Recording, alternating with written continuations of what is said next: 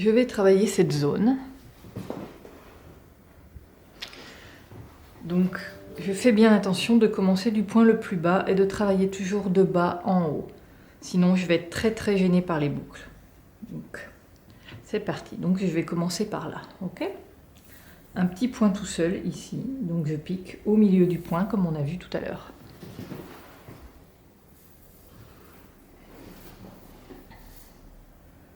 Voilà, au milieu du point. D'accord? Vous voyez, j'ai quand même laissé un grand fil. Je garde bien toute ma longueur parce que de toute façon, il va filer très très vite. Et je le fixe par le petit point arrière.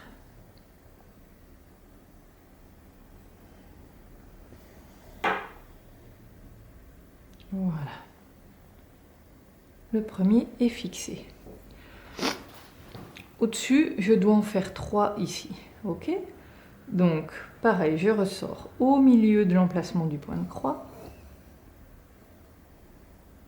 Comme je commence une ligne et que j'ai un point en dessous, je viens me fixer sous le petit point arrière. Voilà.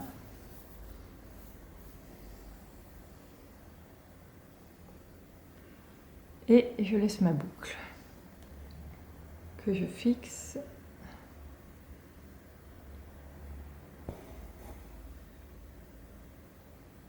Avec le petit point. Et voilà, ça vient bien plaquer la boucle. Et je continue le deuxième point. La boucle qui vient s'accrocher sous le point arrière.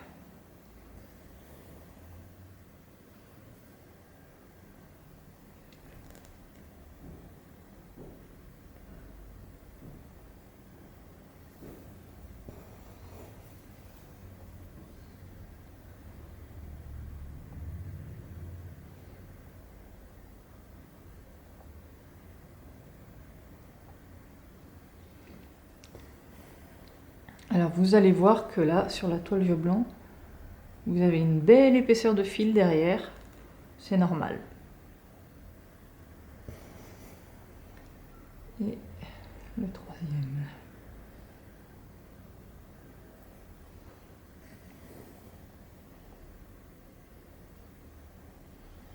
Donc ce nœud, c'est un nœud en fait qui vient de Perse, qui est à l'origine utilisé pour faire les tapis. Je vous laisse imaginer le temps qu'il faut pour faire un tapis avec ce type de nœud. Voilà, donc là j'ai fini la ligne et maintenant on doit repartir dans ce sens-là jusqu'ici. Donc le point suivant, si on devait faire un point de croix, il serait ici. Donc je pique, je ressors au centre de ce carré. Il n'y a personne dessous et il n'y a personne sur les côtés. Donc je fixe ma bouclette en tapant juste en dessous de là où je suis sortie.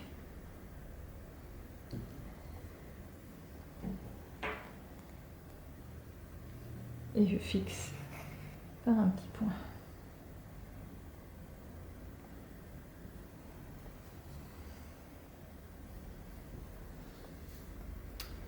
Et voilà. Là, on est parti tranquillement pour toute la ligne.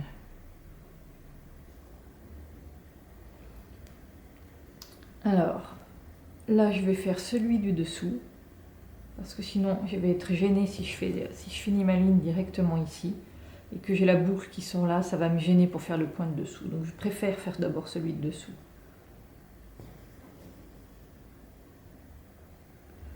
Donc, le principe, c'est de tirer une boucle et de la fixer par un point. Par-dessus, voilà. Hop. On sort une boucle. Donc là, par exemple, dans ce cas-là, cette boucle, je peux choisir soit de la finir ici, soit de la finir ici. Peu importe.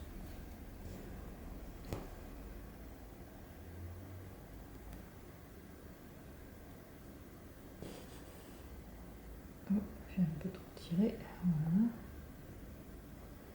Donc dès qu'on a fait le petit point arrière, la boucle est fixée en fait, elle ne peut plus bouger.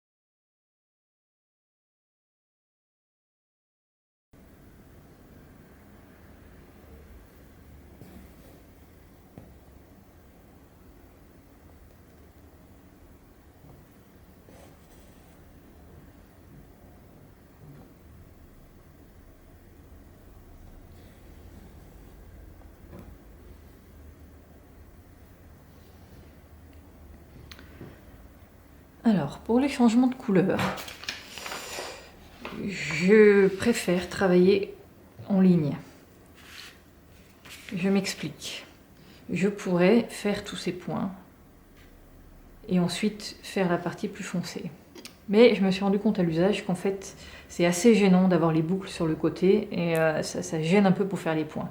C'est plus facile de continuer à travailler en ligne en prenant deux aiguilles de couleurs différentes, avec deux aiguilles, et de toujours travailler en ligne. Donc là, je suis arrivée ici, je vais prendre la nouvelle couleur que je vais installer là et faire un point avec la nouvelle couleur. Refaire un point avec le clair, etc., etc. Et pareil en revenant dans la ligne. De cette façon, toutes les boucles sont bien couchées en bas et elles ne gênent pas pour travailler, sinon ça devient vite très gênant en fait. Donc, je vais juste ressortir mon aiguille au point suivant, c'est-à-dire ici, pour pas qu'elle traîne dessous, et je la mets de côté. Je prends l'autre couleur,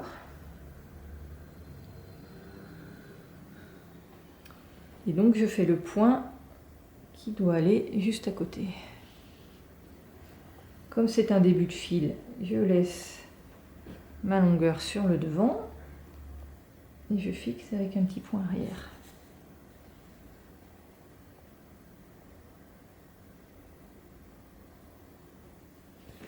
Alors je me doute que vous ne voyez pas trop en détail ce que je fais, c'est pour ça que je vous ai mis les gros plans en début de vidéo.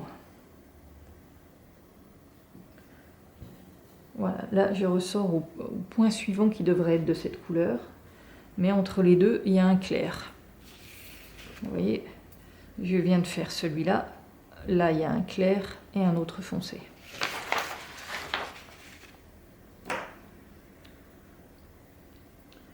Donc le clair.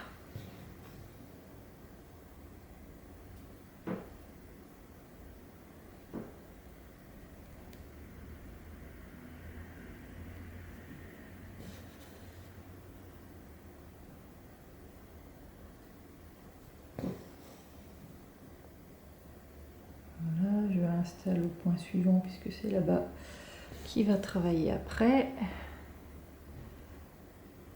Et de nouveau un point foncé.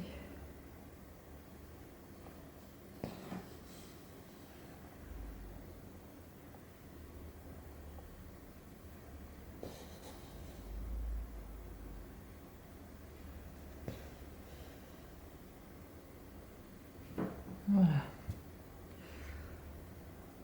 Donc là le point foncé suivant, je ne sais pas trop où il va aller, donc je fais ressortir mon fil un peu plus loin, c'est pas grave, et je le mets en attente.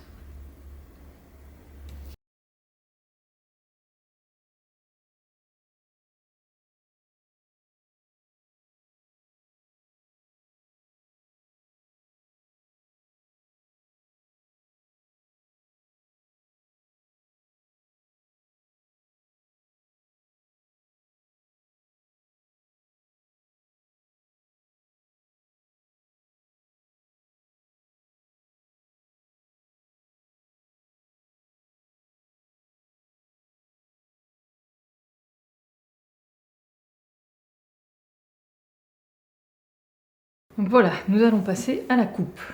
Alors j'ai coupé un des 3 blocs pour que vous voyez là. Vous voyez, ils sont coupés vraiment pas très très longs, hein. On pourrait même les couper encore un petit peu plus courts. C'est comme vous voulez.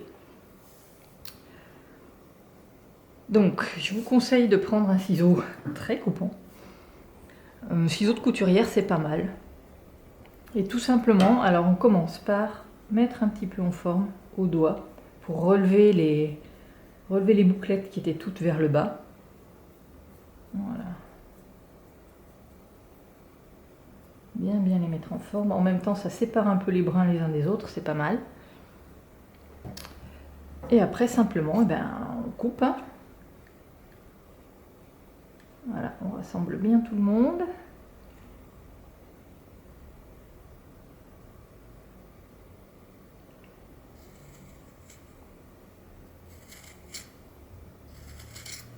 Hop là, et voilà. Donc, un premier jet. Vous voyez, ça change complètement d'aspect.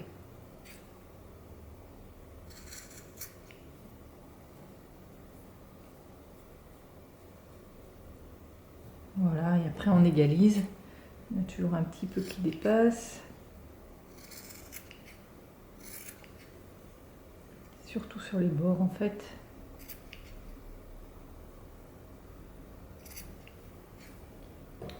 Voilà, vérifier que les boucles soient bien toutes coupées. Et là, vous voyez, on a une jolie fourrure bien dense. Voilà, en les formant au doigt, en relevant bien vers le haut, puisque les bouclettes sont fixées en allant vers le bas, donc elles ont tendance à redescendre. Mais simplement en les ramenant vers le haut. Et en les peignant bien. Voilà ce qu'on obtient. Une belle fourrure de renard argenté.